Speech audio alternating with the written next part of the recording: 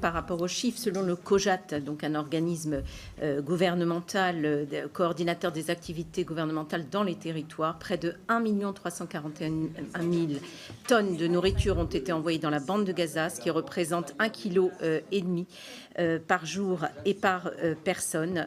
Au total, il y a eu plus de 91 000 camions et 10 000 largages aériens pour acheminer 1 800 000 tonnes d'aide humanitaire.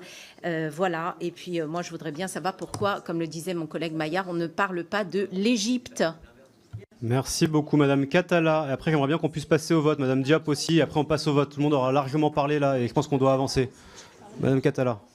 Merci Monsieur le Président. Je comprends les propos de Madame Yadan puisqu'elle avait déposé un amendement pour nier le blocus humanitaire qui était tellement scandaleux qu'elle l'a retiré avant l'examen de notre commission. Mais l'ensemble de ses membres ont pu lire cet amendement qui était totalement affreux. Je comprends aussi qu'elle puisse tenir ce genre de propos puisqu'il y a quelques jours, elle a retweeté un tweet de l'ambassade d'Israël en France qui disait la chose suivante: nous sommes profondément préoccupés et inquiets des accusations erronées et totalement infondées portées par le ministre des Affaires étrangères, M. Jean-Noël Barrot, contre Tsahal et les efforts déployés par l'armée pour sécuriser la distribution de l'aide humanitaire à Gaza.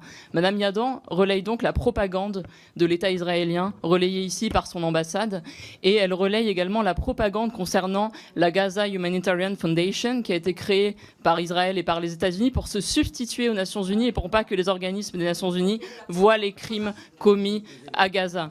Une institution, s'il vous plaît. Une institution qui est incapable d'un point de vue logistique de distribuer de l'aide à 2,2 millions de personnes qui en ont besoin et qui sert à orchestrer des crimes de guerre, c'est ce que dit le Comité des droits de l'homme des Nations Unies, parce que distribuer l'aide humanitaire dans le Sud est une manière de déplacer la population et de la forcer à se rendre dans certains lieux pour mieux la mitrailler. Je rappelle que 550 personnes ont été assassinées depuis le début de ces distributions alimentaires.